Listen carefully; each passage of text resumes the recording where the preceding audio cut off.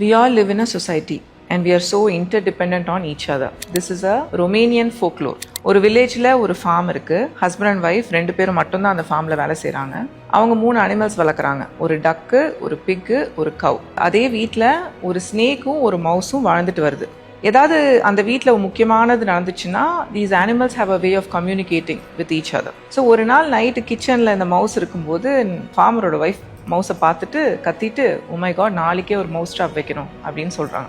இந்த மவுஸ் இதை கேட்டுட்டு வந்து எல்லா அனிமல்ஸ்கிட்டையும் ஒரு எமர்ஜென்சி மீட்டிங் வச்சு சொல்லுது, நம்ம எல்லாத்துக்கும் ஒரு டேஞ்சர் இருக்குது, நாளைக்கு வந்து மவுஸ் ட்ராப் வைக்க போகிறாங்கன்னே மீதி அனிமல்ஸ் எல்லாம் ஒரே சிரிக்குதுங்க. மவுஸ் ட்ராப் உனக்கு, அது என்ன நீ வந்து நமக்கு டேஞ்சர்னு சொல்கிற, உனக்கு தானே டேஞ்சர், நீயே பார்த்துக்கோ அப்படின்னு சொன்னோடனே இந்த மவுஸுக்கு டிசப்பாயின்மெண்ட்டில் போயிடுது. அன்றைக்கி நைட்டு ஃபுல்லாக அந்த மவுஸ் ட்ராப் எங்கே வைக்கிறாங்க அப்படின்னு பார்த்துட்டு அந்த ஏரியா ஆஃப் த ஹவுஸே அவாய்ட் பண்ணிட்டு எஸ்கேப் ஆயிடுது.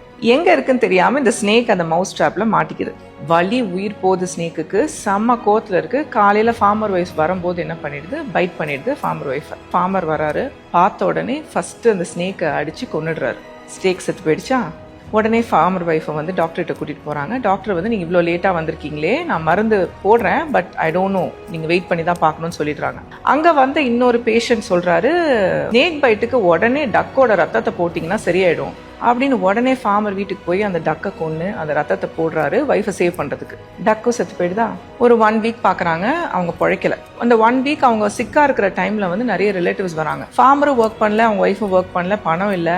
இருந்த பிக்கை வந்து கொன்று எல்லாருக்கும் சாப்பாடு போடுறாரு. பிக்கும் செத்து போயிடுச்சா, ஃபார்மர் ஒய்ஃப் இறந்துடுறாங்க. ஃபியூனரலுக்கு எல்லா சொந்தக்காரங்களும் வராங்க. அவங்க எல்லாத்துக்கும் சாப்பாடு போடுறதுக்கு இருக்கிற கவ்வையும் வந்து ஃபார்மர் கொன்று சாப்பாடு போட்டுறாரு. கவ்வும் இறந்துருச்சா. இதில் தப்பிச்ச ஒன்னே அந்த மவுஸ். இது ஒரு சிம்பிள் ஸ்டோரியாக தெரியுதுல்ல, பட் எவ்வளோ ஒரு டீப்பான மீனிங் இருக்குது. Be it at home or ஒர்க், யாருக்காவது ஒரு ப்ராப்ளம் வந்துச்சுன்னா எனக்கு என்ன வந்துச்சுன்னு நடந்துக்காம அவங்க ப்ராப்ளத்தை சால்வ் பண்ண முடியலனாலும் ஏதாவது ஹெல்ப் பண்ணுறது ஃபர்ஸ்ட். அதுதான் ஹியூமனிட்டி, அதுதான் ஹியூமன் நேச்சர். ரெண்டாவது, as a strategy also it helps all of us.